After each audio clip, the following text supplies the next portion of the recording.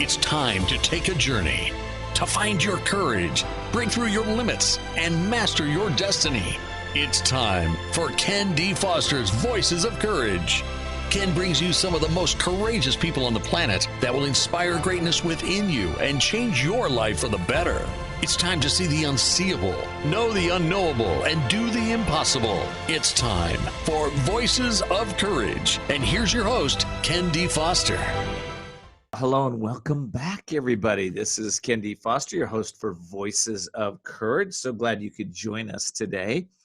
Today, my show is called The Courage to Outthink Fear.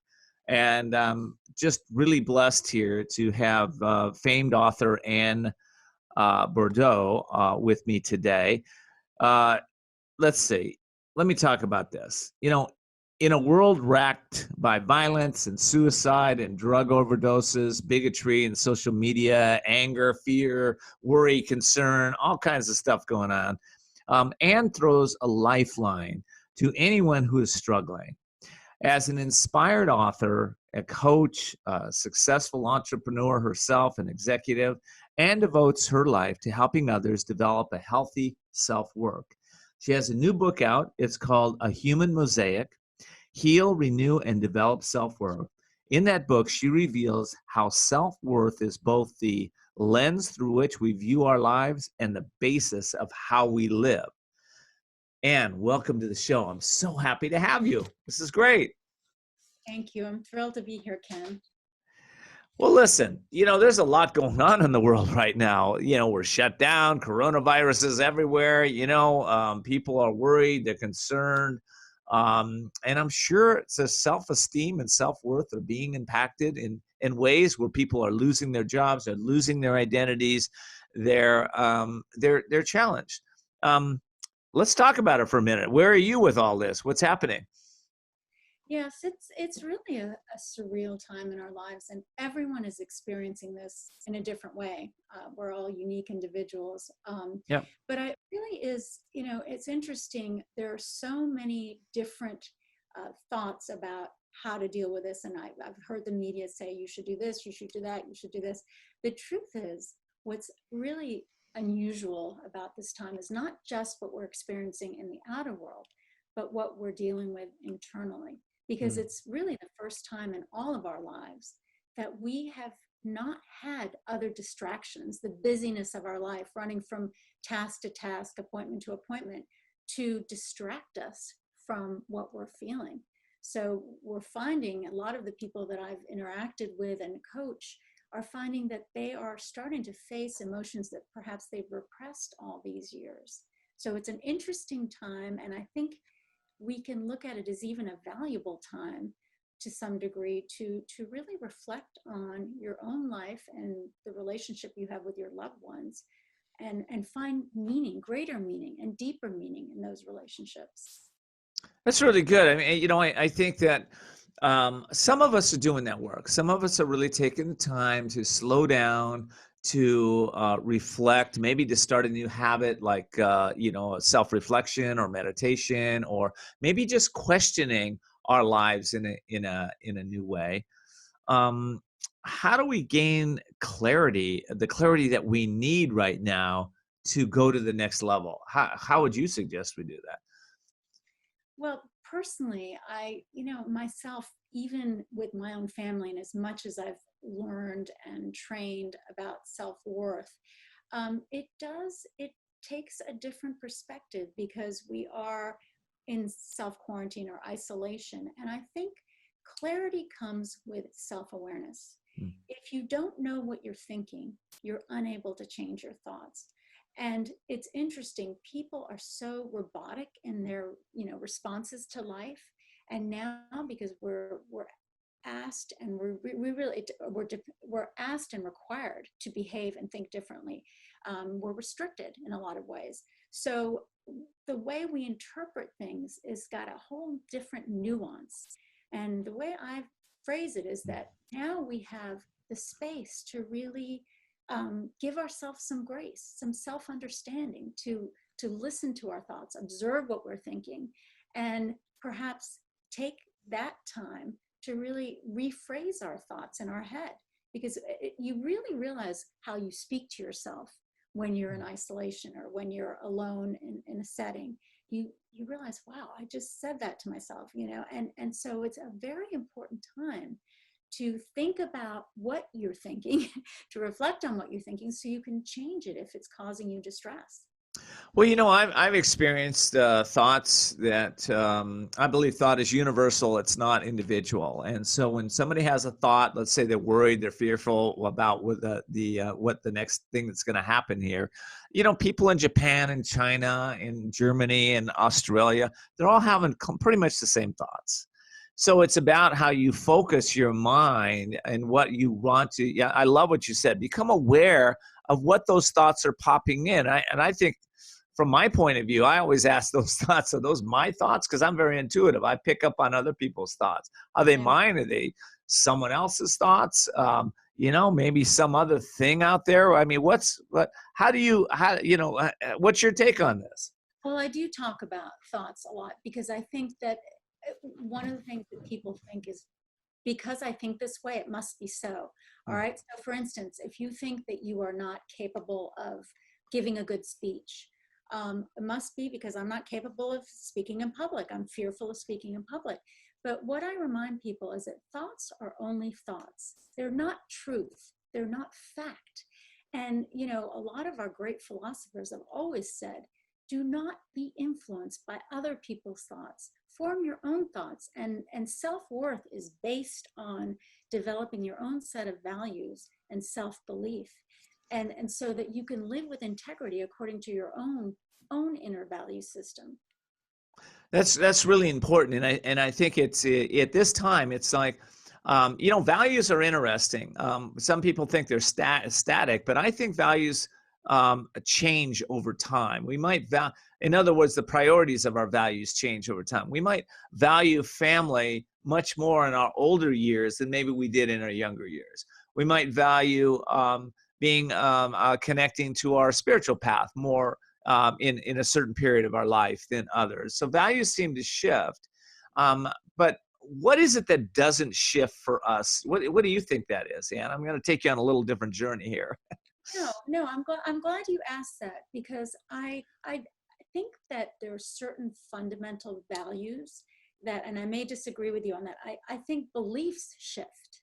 Okay, so I have a belief, let's say I was born, with my father was an atheist and my mother was a Catholic, and they taught me to think a certain way and be a certain way.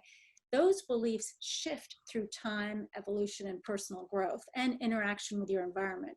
But values should remain steadfast, because as we develop value within ourselves, we have to be able to depend and trust ourselves to make the decisions that are in our best interest.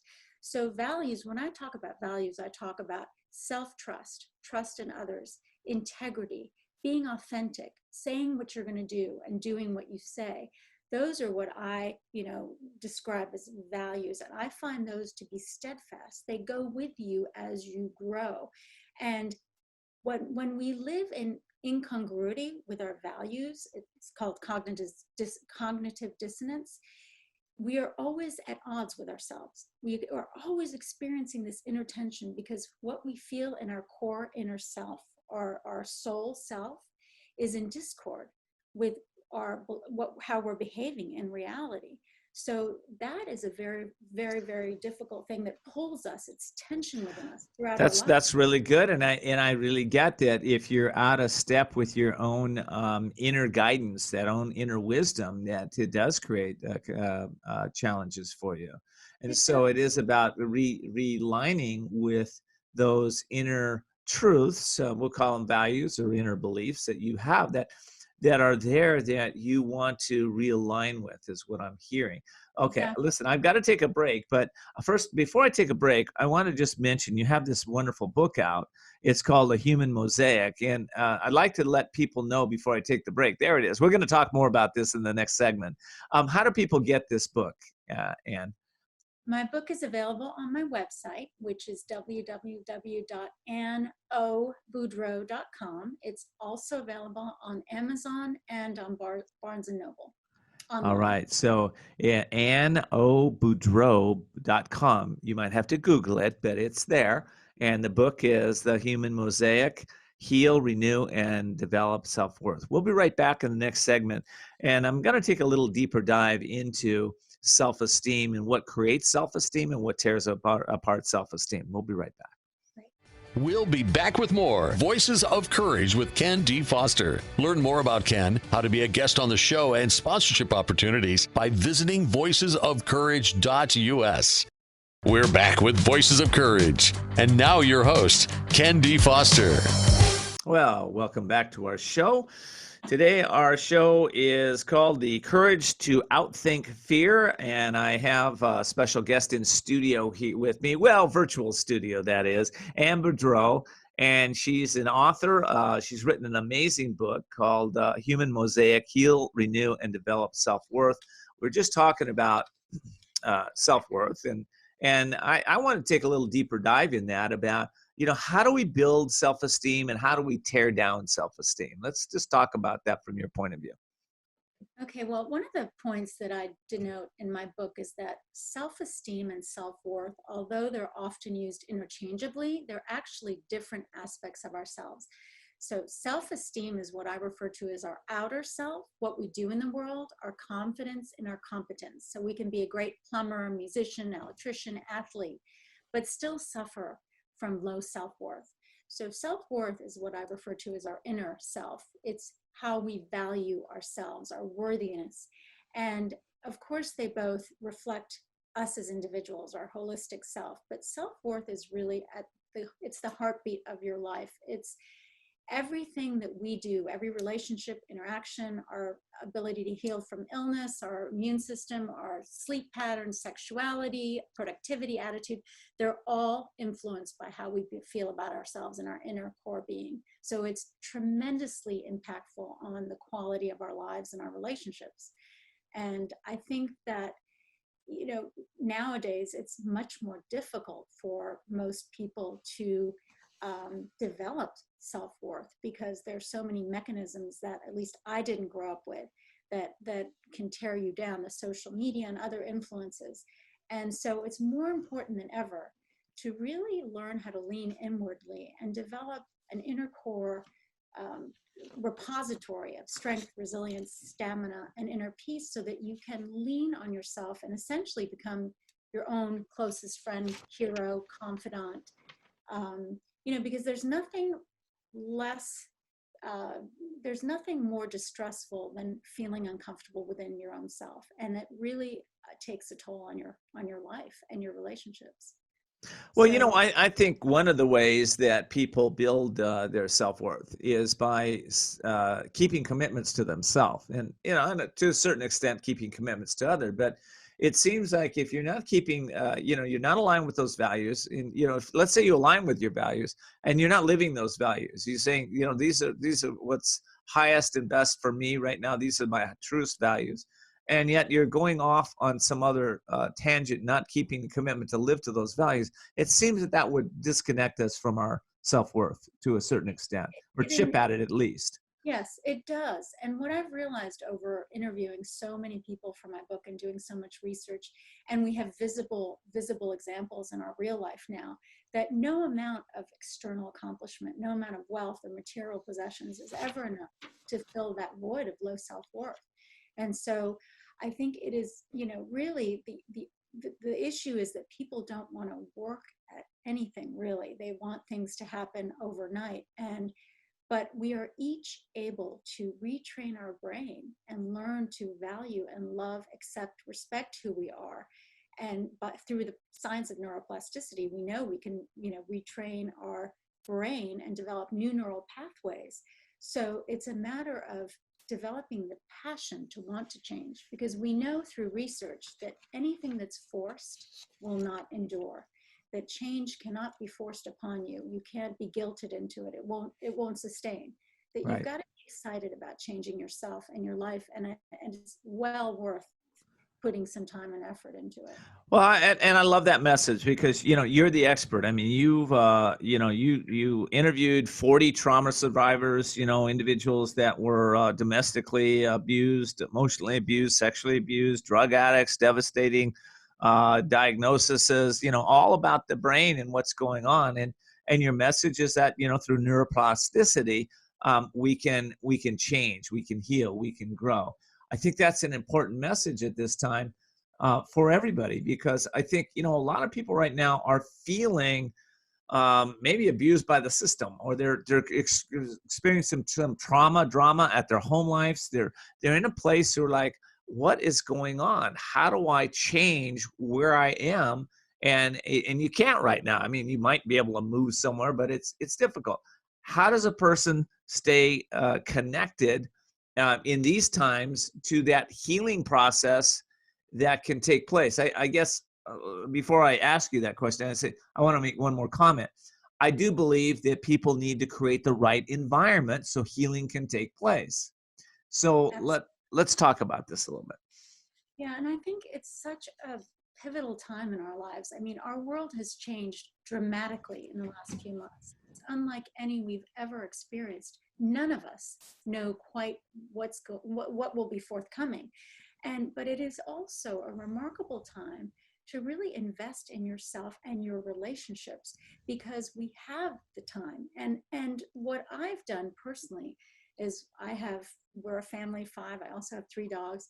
Every day, I encourage my family, and I, of course, meditate myself in the morning to begin the day and end the day on an optimistic note, because we know the power of optimism is innumerable, holistically healing. We have physiological benefits that are expansive, mental, psychological, even physical. And if you start just with that, today I'm going to do one thing that makes me feel of value, that brings me passion, just one thing each day, you'll find that you'll start to gravitate more and more towards that. I believe that people are born good.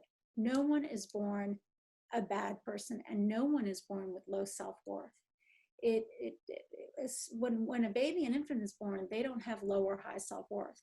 They begin to feel feelings of insecurity as soon as they're in their early learning environments, when their mothers perhaps ignore them and leave them or parents in dirty diapers and let them cry for hours. That's when we learn to trust or mistrust. And I think right now, during this time, we can really open up trustworthy conduits of communication by teaching ourselves and our children that, we have the opportunity to build strong relationships now. And yes, we're all frustrated, we can argue, but that's okay. When you have self-worth, you know that you can have a difference of opinion with someone, and it doesn't mean you're less of a person.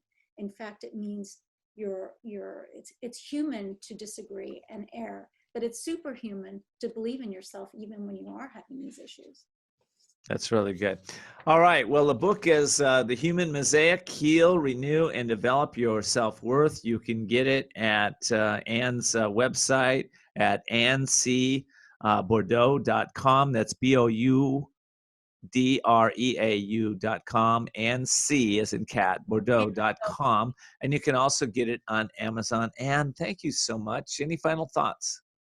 Yes. I mean, I think that we should start with valuing who we are and learning to get to know ourselves more intimately so that we can make the changes that will lead us to a more meaningful and fulfilling life. Thank you so much for having me, Ken. It's been my pleasure, and I hope you come back and do this again with me. That would be awesome.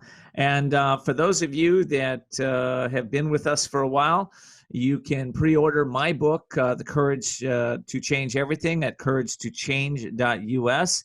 And I'm always interested in what you have to say.